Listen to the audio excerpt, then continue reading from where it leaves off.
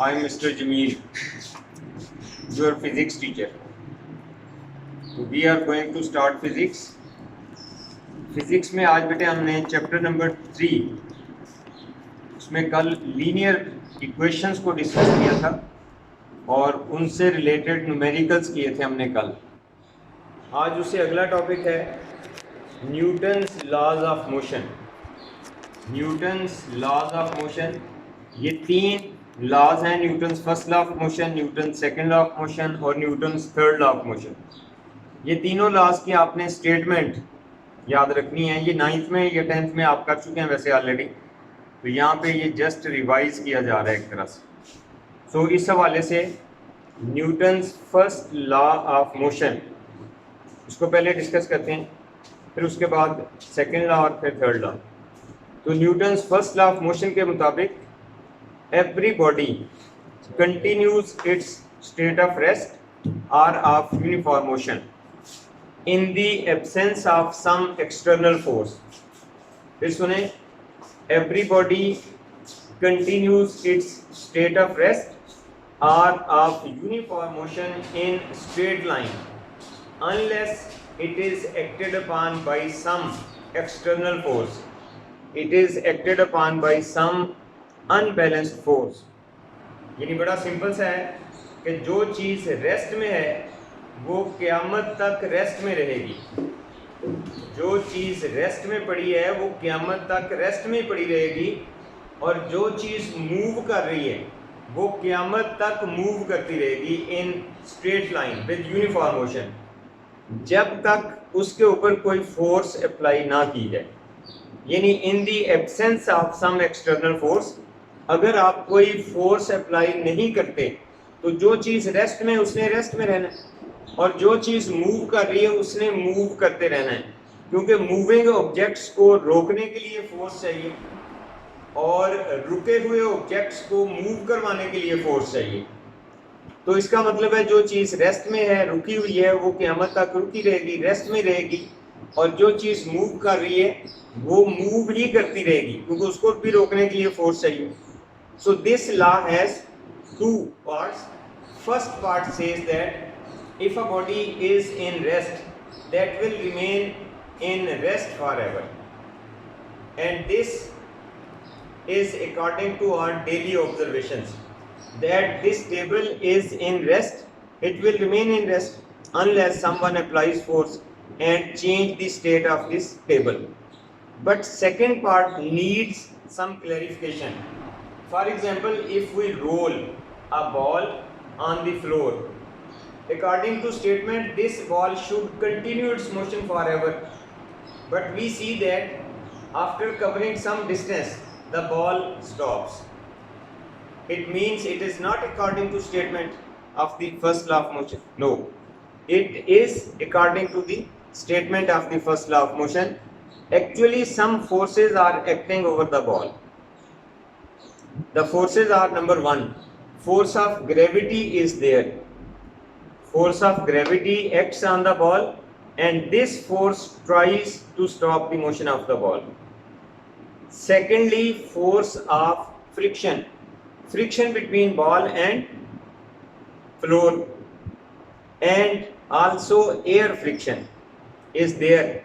So these forces, they are acting on the ball and they stop the motion of ball. If by any way we are able to remove all these forces, then the ball will continue its motion forever. So first law of motion is clear. If a body is in rest, it will remain in rest forever. If a body is in motion, it will remain in motion forever. So this is called first law of motion, and first law of motion is also called law of inertia. Law of inertia. The word inertia means, ये inertia की भी definition सुन लें, और ये first law of motion के meanings में आती है। तो inertia का मतलब है the tendency of a body to resist any change in the state of a system. The tendency of a body to resist any change in the state of a system is called inertia. Inertia depends upon mass. एक तरफ से हम ये भी कहते हैं inertia measures the quantity of mass, more mass more inertia, more mass more inertia. यानी inertia का मतलब है जो बॉडी, जो सिस्टम जहां पे है वो वहीं पे रहना चाहता है। अगर वो रेस्ट में है तो उसकी कोशिश है कि मैं रेस्ट में रहूं, और अगर वो मूविंग पोजीशन में है तो उसकी सिस्टम की कोशिश है कि वो मूविंग पोजीशन पे रहे। अगर आप उसकी स्टेट को चेंज करना चाहें तो बहुत ज्यादा अपोजिशन का सामना करना पड़ता है, और ये इनर्शिया मास पे डिपेंड करता है। जैसे कि मूविंग ट्रेन को अगर हम रोकने की कोशिश करें तो बहुत मुश्किल है, बहुत ज्यादा अपोजिशन का सामना करना पड़ेगा। लेकिन मूविंग साइकिल या मूविंग बॉल को रोकना चाहें तो जरा आसानी से रोक सकेंगे, क्योंकि इनका मास कम है। मास कम हो तो इनर्शिया कम है, उसकी स्टेट को आसानी से चेंज किया जा सकता है। लेकिन अगर मास ज्यादा है तो उसकी स्टेट को आसानी से चेंज नहीं किया जा सकता। जैसे ट्रेन अगर रुकी हुई है, स्टॉप है, तो उसको हम पुश करना चाहें, अगर पुश करके उसको मूव करवाना चाहें तो बहुत मुश्किल है। और अगर एक साइकिल रुकी हुई है या बॉल रुकी हुई है, उसको अगर हम पुश करते हैं बाई सम फोर्स तो वो मूव कर देंगे। यानी जिसका मास कम होगा, उसमें इनर्शिया कम है, उसकी स्टेट को आसानी से चेंज कर सकते हैं। लेकिन जिस चीज़ का मास बहुत ज़्यादा हो, उसका इनर्शिया बहुत ज़्यादा होगा, उसकी स्टेट को चेंज करना बहुत मुश्किल है। तो इसका मतलब है फर्स्ट लॉ ऑफ मोशन भी कुछ इसी तरह के मीनिंग्स देता है कि जो चीज़ रेस्ट में है वो रेस्ट में रहेगी, जो मूव कर रही है वो मूव करती रहेगी। और इनर्शिया के मीनिंग्स भी ऐसी हैं कि अगर कोई चीज़ रेस्ट में है, आप उसकी स्टेट चेंज करना चाहें तो उसको चेंज करने के लिए हमें अच्छी खासी अपोजिशन का सामना करना पड़ता है। वो बॉडी अपोज करेगी टू चेंज द स्टेट, कि मेरी स्टेट चेंज ना की जाए। इसी तरह से मूविंग ऑब्जेक्ट्स को रोकने के लिए बहुत ज़्यादा फोर्स अप्लाई करना पड़ती है। तो किसी भी सिस्टम की स्टेट को चेंज करना हो तो उसके लिए बहुत ज़्यादा अपोजिशन का सामना करना पड़ता है। यही अपोजिंग प्रॉपर्टी जो है, this is called inertia, this is called inertia. ये आप इसी सेंस में भी समझ सकते हैं, जैसे हमारे पाकिस्तान में अब गवर्नमेंट चेंज हुई है और इस वक्त इमरान खान साहब की गवर्नमेंट जो है वो एक सिस्टम को चेंज करने के नारे के साथ आई, तब्दीली का नारा लेके आई थी। लेकिन फिलहाल 2 साल हो गए, वो तब्दीली को इतनी खास नज़र नहीं आ रही। यानी वो सिस्टम को तब्दील करना चाहते हैं, सिस्टम को चेंज करना चाहते हैं, मगर अपोजिशन बहुत ज़्यादा है, वो सिस्टम को चेंज करने नहीं दे रही, या सिस्टम चेंज नहीं हो रहा उनसे, क्योंकि मैस बहुत ज़्यादा है, स्ट्रॉन्ग फोर्सेस हैं। तो अगर अपोजिशन बहुत कम होती तो फिर आसानी से चेंज ला सकते थे। तो इस तरह से जब आप किसी सिस्टम को चेंज करना चाहें तो वो सिस्टम आसानी से चेंज नहीं होता। यही इनर्शिया है, यानी जो सिस्टम जैसे चल रहा है ना, वो वैसे ही चलना चाहता है। उसको अगर आप चेंज करना चाहते हैं तो उसके लिए बहुत ज़्यादा एफर्ट, बहुत ज़्यादा टाइम और बहुत ज़्यादा कोशिश करना पड़ती है, फिर जाके कहीं वो सिस्टम चेंज होता है। तो 2 चीज़ें आपको बताई हैं, number 1 Newton's first law of motion और नंबर 2 इनर्शिया। ये हैं दोनों एक ही तरह की स्टेटमेंट्स हैं। तो Newton's first law of motion along with inertia, ये इकट्ठा ही वैसे पूछा जाता है, इनर्शिया का भी पूछ लेते हैं, साथ ही फर्स्ट लॉ ऑफ मोशन का भी पूछ लेते हैं। तो ये सिंपली स्टेटमेंट है Newton's first law of motion की, Newton's first law of motion. और फिर इसी तरह से इनर्शिया, तो ये मेरा ख्याल लिखने की जरूरत नहीं है, बुक में लिखा हुआ है ये सारा। Newton's second law of motion देखो, Newton's second law of motion. Newton second law of motion जो है ये फोर्स और एक्सेलरेशन को रिलेट करता है। Newton second law of motion जो है this relates acceleration to force. तो इसके मुताबिक ये है कि जब हम किसी ऑब्जेक्ट पे फोर्स अप्लाई करते हैं तो वो फोर्स उस ऑब्जेक्ट में एक्सेलरेशन प्रोड्यूस करती है। Acceleration mean change in velocity, यानी उसकी वेलोसिटी को चेंज करती है। तो इसके हिसाब से whenever some force is applied on a body, this force produces acceleration. This acceleration is directly proportional to force and inversely proportional to mass. मसलन इसके हिसाब से देखें, मैं अगर यहाँ पे दो बॉल्स रखता हूँ, एक बॉल ये है और एक बॉल ये, इस बॉल का मैस 1 किलोग्राम, इस बॉल का मैस भी 1 किलोग्राम। अगर इसके ऊपर हम फोर्स अप्लाई करते हैं 100 न्यूटन, तो इसमें एक्सेलरेशन A1 प्रोड्यूस होता है। इस पे फोर्स अप्लाई करते हैं 200 न्यूटन, तो इसमें एक्सेलरेशन A2 प्रोड्यूस होगा। यानी पहले वाली बॉल पे फोर्स अप्लाई की 100 न्यूटन, दूसरी वाली बॉल पे फोर्स अप्लाई की 200 newton, keeping mass constant, mass of the ball kept constant. तो दूसरी फोर्स डबल हो गई है, लिहाजा ये वाला एक्सेलरेशन भी डबल हो जाएगा। अगर पहला वाला एक्सेलरेशन फर्ज करें 100 मीटर पर सेकंड स्क्वायर है, तो दूसरा 200 मीटर पर सेकंड स्क्वायर हो जाएगा। यानी फोर्स को डबल किया, एक्सेलरेशन डबल हो गया। फोर्स को 3 टाइम्स किया, एक्सेलरेशन भी 3 टाइम्स हो जाएगा। फोर्स को 10 टाइम्स इंक्रीज कर दिया जाए तो एक्सेलरेशन भी 10 टाइम्स इंक्रीज हो जाएगा, provided that mess of the ball is kept constant. तो इसका मतलब है जो जो फोर्स बढ़ाते जाएंगे एक्सेलरेशन भी बढ़ता जाएगा। पहला फैक्टर ये है। और दूसरा फैक्टर इसमें ये है कि अगर आप फोर्स को कांस्टेंट रख लें, मसलन यहाँ भी 100 न्यूटन है और यहाँ भी 100 न्यूटन है, तो फोर्स एक जैसी है लेकिन मैस यहाँ 1 किलोग्राम है, यहाँ 2 किलोग्राम। अब हमने क्या किया है, मैस चेंज कर दिया है, फोर्स को कांस्टेंट रखा है। इधर भी 100 न्यूटन, यहाँ भी 100 न्यूटन। तो इस एक्सपेरिमेंट में हम ये देखते हैं कि जो जो मैस इंक्रीज होता जाएगा एक्सेलरेशन कम होता जाएगा। मसलन यहाँ पे एक्सेलरेशन A1 है, यहाँ पे एक्सेलरेशन A2 है, तो इसका मतलब ये होगा कि A2 is less than A1, A2 is less than A1। तो इसका मतलब ये हुआ कि with the increase of mass, with the increase of mass acceleration decreases. तो acceleration is inversely proportional to mass, acceleration is inversely proportional to mass. तो दो factors हैं सेकंड ऑफ मोशन के। नंबर 1 कि acceleration produced is directly proportional to force and inversely proportional to mass. तो 3 इसमें total factors हैं, force, acceleration और mess. तो पहले फैक्टर में हमने मैस को कांस्टेंट रखा है और देखा है कि एक्सेलरेशन और फोर्स किस तरह से रिलेटेड है। तो इसमें हम देखते हैं कि acceleration is directly proportional to force. दूसरे में हमने फोर्स को कांस्टेंट रखा है, एक्सेलरेशन और मैस को देखा है। तो इसमें हम देखते हैं कि acceleration is inversely proportional to mass, acceleration is inversely proportional to mess.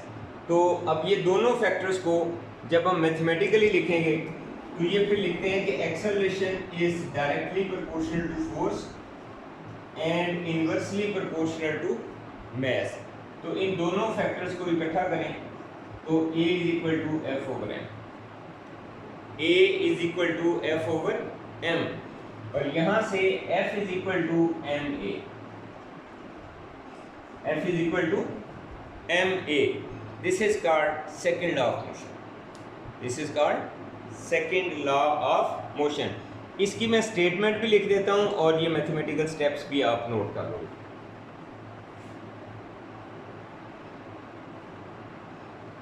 Newton's second law of motion.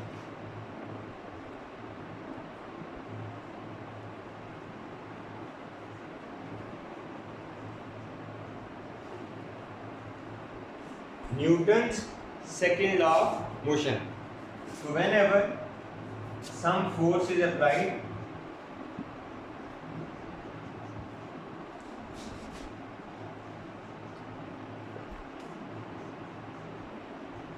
whenever some force is applied on an object, it produces acceleration.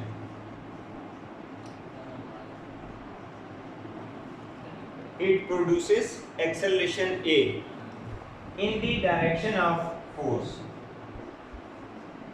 It produces acceleration in the direction of force. Acceleration is directly proportional to force and inversely proportional to mass. Acceleration is directly proportional to force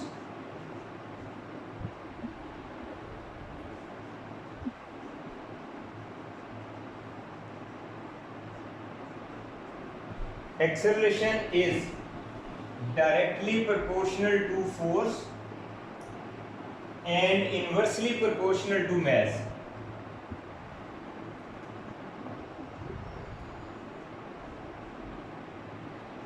And inversely proportional to mass.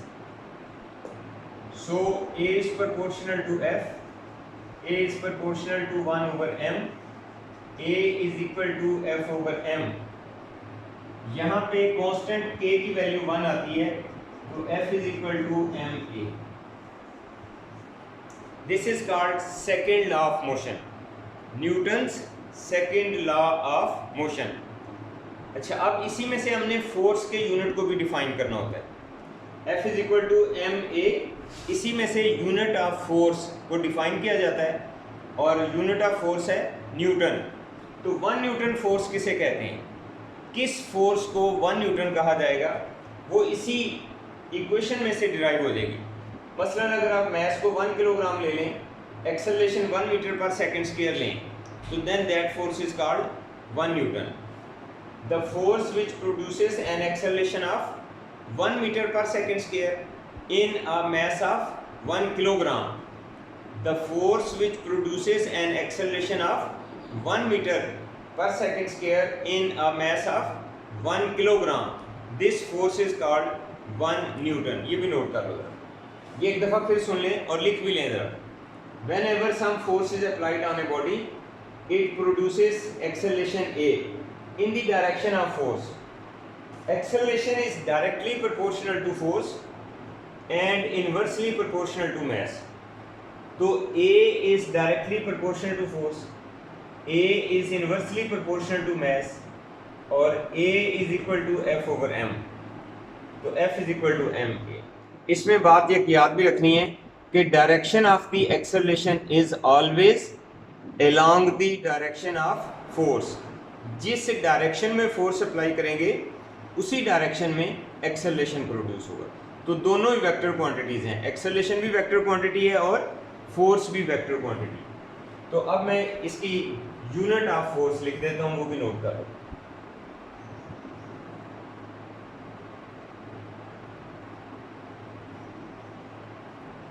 Unit of force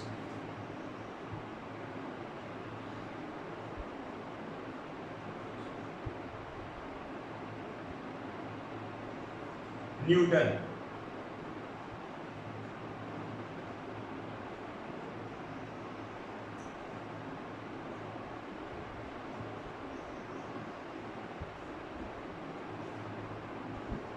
तो आपने इस unit को इस equation से, इस फार्मूले से derive कर देना है.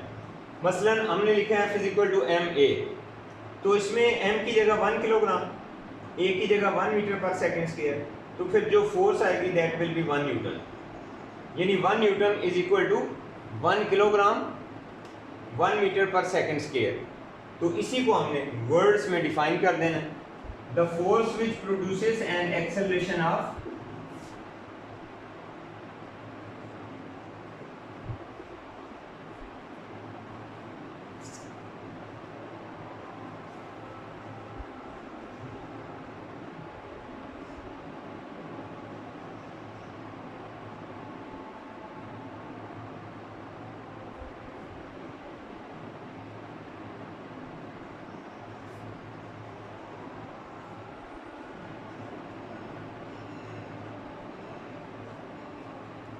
the force which produces an acceleration of 1 meter per second square in a mass of 1 kilogram is called 1 Newton.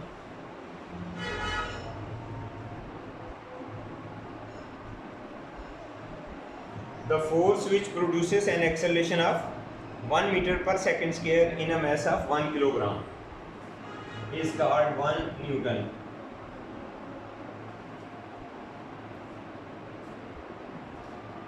तो 1 newton is equal to kilogram metre per second square.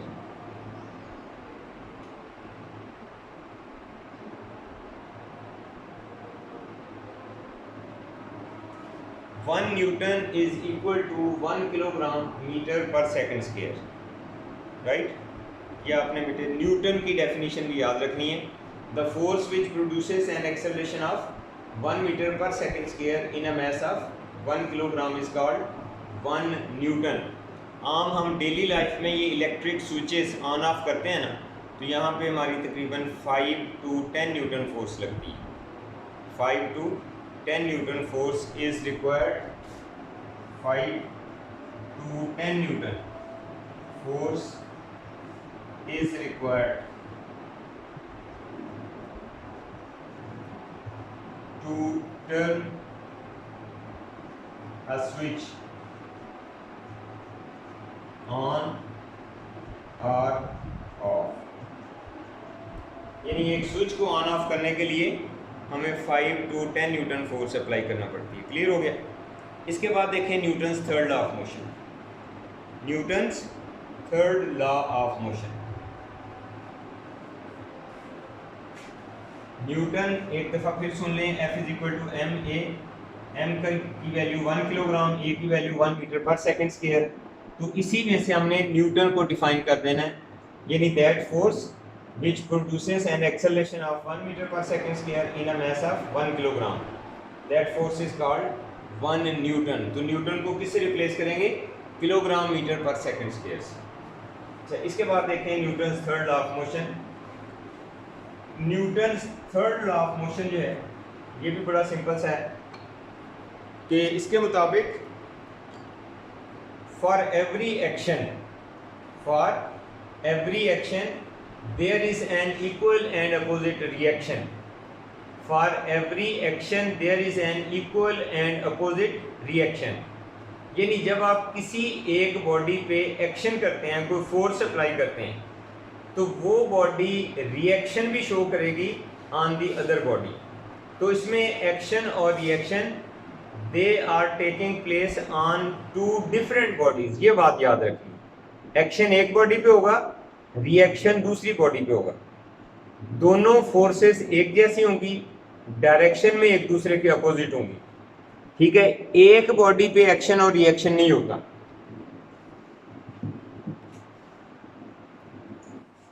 तो इसमें ये देखो जरा, Newton's third law of motion. Newton's third law.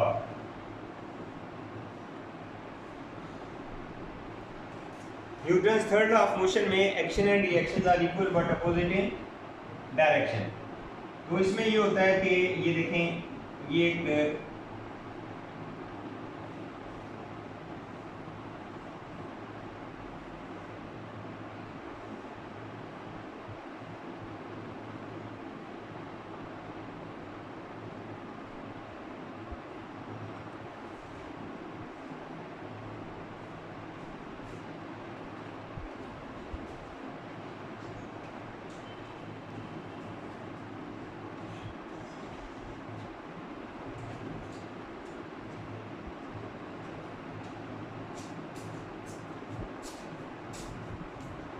तो action and reaction. यहाँ पे मैंने एक गन फायरिंग होते हुए दिखाई है.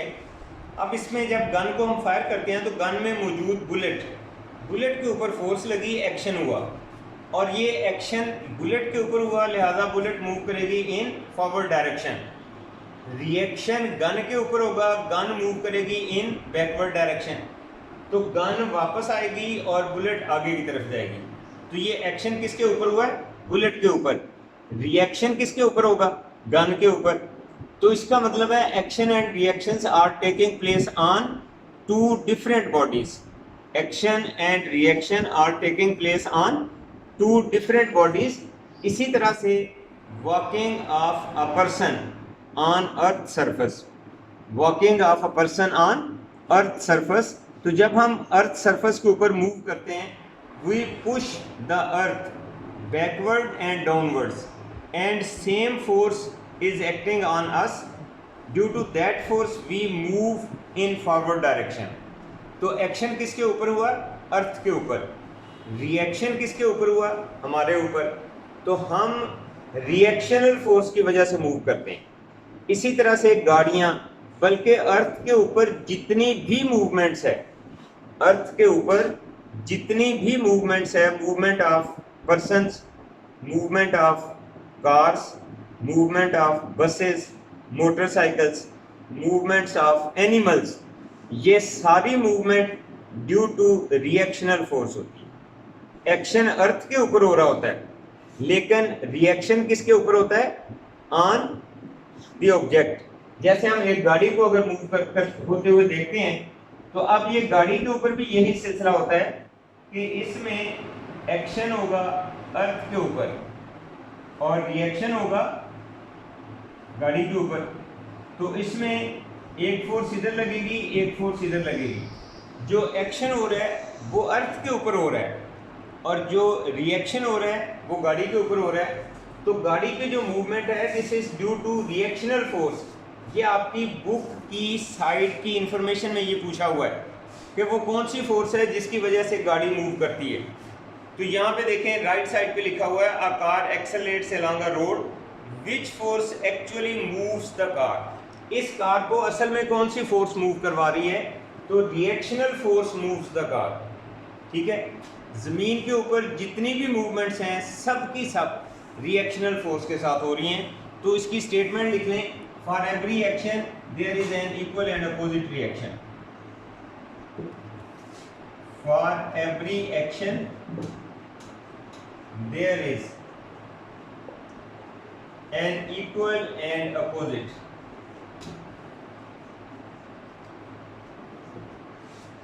reaction।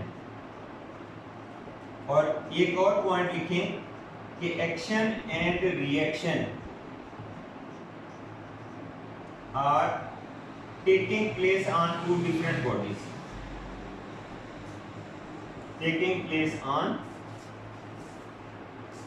two different bodies, so they do not cancel each other's effect, so they do not cancel each other's effect।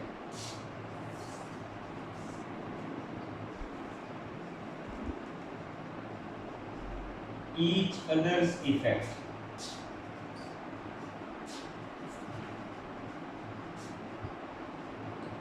अगर ये कैंसिल कर देती तो ना बुलेट फायर होती ना गाड़ी चलती। अगर गाड़ी के ऊपर ही एक्शन होता, उसी के ऊपर रिएक्शन होता, तो the two forces are equal in magnitude but opposite in direction, तो गाड़ी तो चल ही ना सकती, बुलेट फायर ही ना होती, हेलीकॉप्टर ऊपर मूव ना कर सकता। बर्ड्स फ्लाई करते हैं, आपने देखा होगा, तो वो बर्ड्स जब फ्लाई करते हैं they push the air downwards, air pushes them in upward directions. तो इस तरह से action and reactions they are taking place on two different bodies due to which both forces act. तो इस तरह से एक्शन हो रहा है बुलेट के ऊपर, रिएक्शन हो रहा है गन के ऊपर, एक्शन हो रहा है अर्थ के ऊपर, रिएक्शन हो रहा है गाड़ी के ऊपर। So they move on the surface of earth. तो ये था Newton's third law of motion कि for every action there is an equal and opposite reaction. अच्छा, यहाँ तक ये तीनों लॉज हो गए, थ्री लॉज ऑफ मोशन की स्टेटमेंट और चौथा इनर्शिया। तो ये आपने अभी आज सारा रीड आउट करना है। Number 1 first law of motion, number 2 second law of motion, number 3 third law of motion, और साथ में इनर्शिया। ये चीज़ें आपने आज करनी है, तैयार करनी है बेटे। और साथ में यूनिट ऑफ फोर्स, फोर्स का यूनिट जो है वो भी तैयार करना है साथ। फोर्स का यूनिट है Newton. 1 Newton force is that force which produces an acceleration of 1 meter per second square in a mass of 1 kilogram. This force is called 1 Newton.